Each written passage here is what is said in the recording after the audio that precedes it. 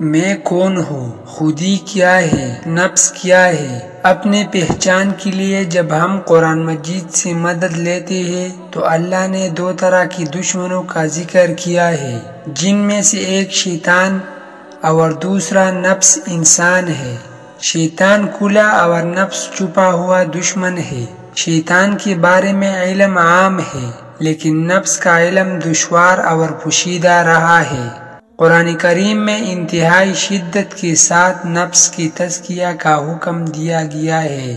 تزکیہ تب ہی کیا جا سکتا ہے جب ہم اس دشمن کو جان لیں، خوب اچھی طرح پہچان لیں کہ آخر نفس ہے کیا، اس کی افعال کیا ہے، تبھی ہم اس قابل ہو سکتے ہیں کہ اسے پاک کر سکیں۔ آئے اللہ کا نام لے کر کہ طلسم ہو شربہ میں اترتے ہیں اور اسے جاننے کا آغاز کرتے ہیں۔ بنیادی طور پر نفس کی تین حصے ہیں۔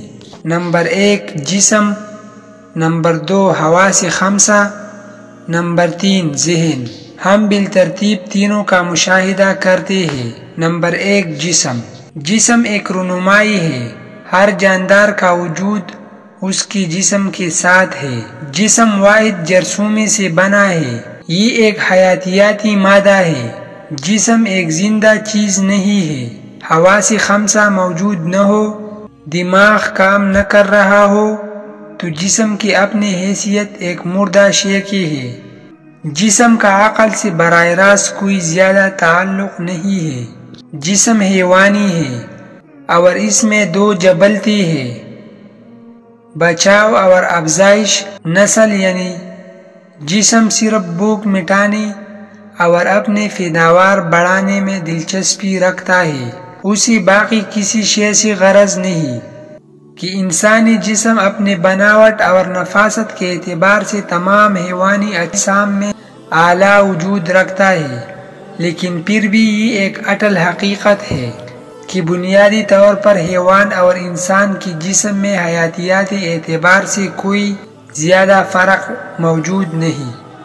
زندگی اس کے سرشت ہے، یہ بذات خود زندگی ہے۔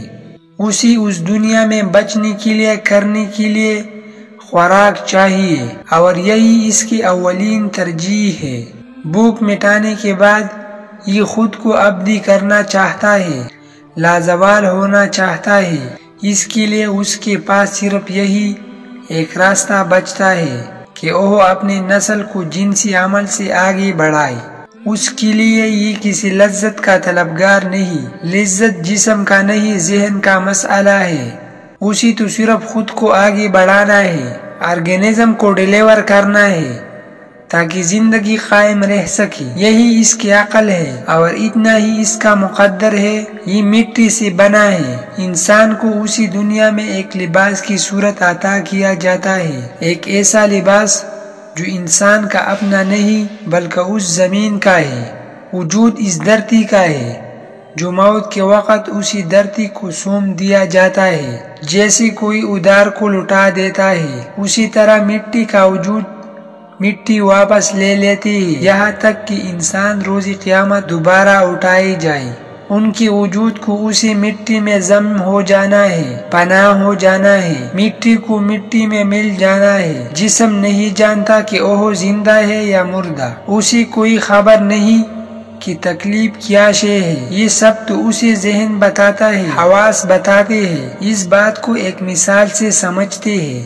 فرض کیجئے ایک شخص کو میز پر لٹا کر اس سے اس کا نام، بیوی، بچے، تعلیم اور کاروبار کا پوچھا جائے۔ جواب ملنے کے بعد اس کے دونوں بازو کاٹ دی جائے اور پھر یہی پوچھا جائے کہ تم کون ہو، تو جواب پہلے والا ہی ملے گا۔ پھر دونوں ٹانگیں بھی جسم سے جدا کر دی جائے اور وہ شخص میز پر پڑا ہوا محض ایک دڑ ہی رہ جائے، تب بھی اس کا نام، تعلیم، کاروبار، گھر بار، بیوی، بچی وہی رہے گی۔ اس کا صاف مطلب ہے کہ وجود شخصیت کا ایک حصہ ضرور ہے، لیکن مکمل شخصیت ہرگز نہیں ہے۔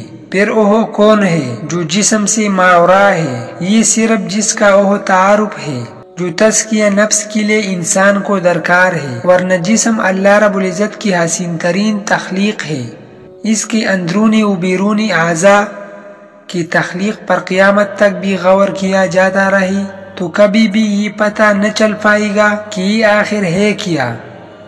آج سے تقریباً 23 سال پہلے جا کر دیکھیں کہ سائنس اس جسم کو اتنا کم جانتی تھی، اتنا انڈر اسٹیمیٹ کر رہی ہے کہ ہر بیماری کے لیے صرف ایک ہی ڈاکٹر ہوا کرتا تھا، لیکن پھر انسان کو احساس ہوا کہ یہ اتنا آسان نہیں ہے، تو ہر عضو کی اسپیشلائزیشن کا دور شروع ہوا، حتیٰ کہ دانتوں کے لیے 7 سال کی طبی تعلیم لازم قرار پائی۔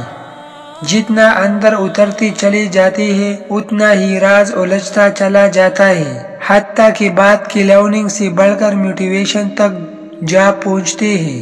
جسم کو تا قیامت پڑھا جاتا رہے گا۔